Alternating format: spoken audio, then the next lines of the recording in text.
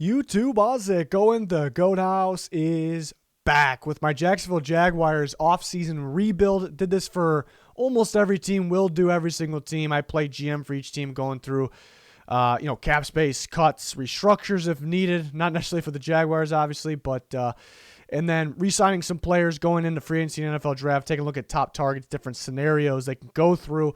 Follow our Twitter for constant NFL talk.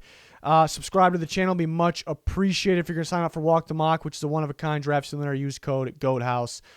Link in the comments for anything that you need. And here's our Twitter. Just constant talk, updates about the NFL, everything. Anything informing, like right when news breaks, basically. So you want to check that out. Link in the comments. Link in the comments as well for this little cheat sheet. Live cap space updates, potential or predicted cuts, potential savings, things like that. Something to keep useful. You're handy. It's very useful. Cap space for the Jaguars looking like around $83 million. That's a lot. They're in a good situation. They need to be in that situation, though. Cut some veteran players that really they won't need too much. Rashawn Melvin will save around 1.4. Not that they need the space, but you'll take that. Al Woods 1.43, so we'll save a little bit of money here, just simple stuff. And then cap space after the cuts around $86 million. Re-sign some players that won't cost too much. Keelan Cole, solid receiver for them. If he ends up being a rotation guy, that's kind of the best case scenario there, but pretty solid receiver that can start. Dwayne Smoot was pretty productive last year. They'll probably bring him back. Ideal if Josh Allen and Clavon Chase are the starters off the edge. And Sidney Jones looked pretty solid for them. A guy that was, in terms of my prospect evaluation coming out of Washington, I liked him a lot. Then he got injured. That set him back a little bit. So maybe he can get back on track here. These will be cheap, very cheap, for the most part here. And then we do let some guys walk. Then we go on to option one here. You can grab a guy like Hunter Henry. We know they declined the option of Tyler Eifert. They're going to be looking for an upgrade at tight end.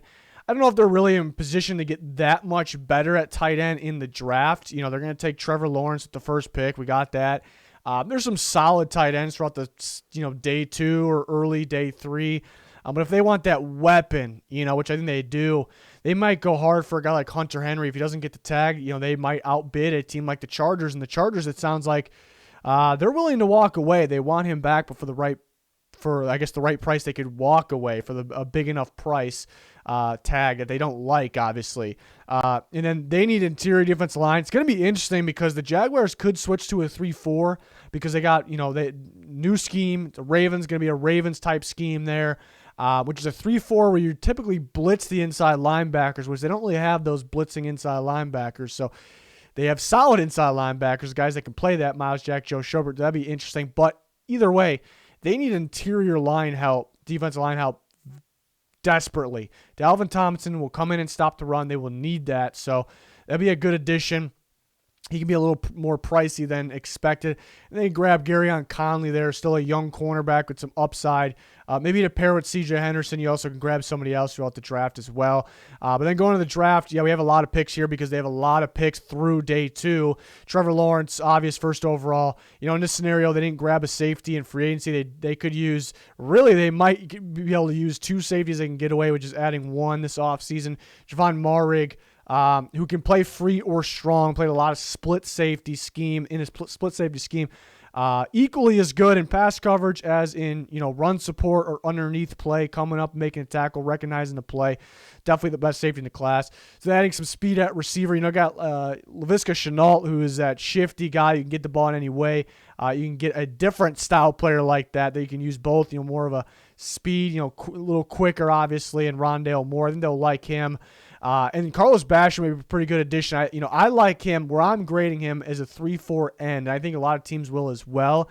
And again, I think the Jaguars switched to a 3-4, and he can fit at 3-4 end. And we got Dalvin Tomlinson at nose. We got Carlos Basham at 3-4 end. We got those young edge rushers that are studs, should be studs. So it's coming together now. And then they add Baron Browning from Ohio State. So maybe Urban Meyer, a little familiar with him, but it's just kind of a hybrid type linebacker. And like I said, they may want linebackers that can blitz a little more. So Baron Browning can play inside and blitz. He also can cover. He can play the edge. You can cover from the slot. So he can do multiple different things here. I think they'll find a lot of use out of him even in year one. And then we move on to option 2. We got to trade Orlando Brown, trade the 25th pick. Now, maybe they don't have to give up that high of a pick. It's very possible. I had this whole video on Orlando Brown trade scenarios, what it could look like. I like the Jags, for him. It makes a lot of sense. So replacing Cam Robinson, an upgrade here at left tackle. So that kind of solves your left tackle situation there, pretty easily. And then, you go down the list here. You also add Marcus Williams. In free agency at the safety position, you had Solomon Thomas, who can play more that DN role in that 3-4. And then we still got Trevor Lawrence here. Didn't want to mess around with any other scenarios. We don't have our 25th pick, but Greg Newsome could be an early second-round pick. And then you have Tommy Tagai, Ohio State guy who can move around the defensive line, play interior a little more. And then Tutu Atwell, so kind of getting more, that speed receiver that they could use, to play inside and out. So, yeah, you kind of got a wide variety of talent that you can add here. They can go in, any different scenario. It's very unpredictable. I just like these fits a lot. We'll see if the Orlando Brown trade happens. I think that's very realistic. Maybe they package together some second-round picks. Well, at this point, I would rather trade 25th than, 2 seconds, both their seconds and, something else, valuable. So I think it's realistic here. So there's kind of different scenarios. In the first scenario, they can add, an offensive lineman. There's so many ways they can go. They have a lot of needs. They have a lot of picks. They got a guy like Urban Meyer who can identify talent. That's what he does. So they're in a pretty good situation. They could, we only showed the top targets for agency. They'll probably add a long list of guys with that cap space, but don't really expect them to spend all of their cap space right away. That's just really not how it works or how things should be done. But they could be a worst to first team if they do this right. So we'll see what happens here.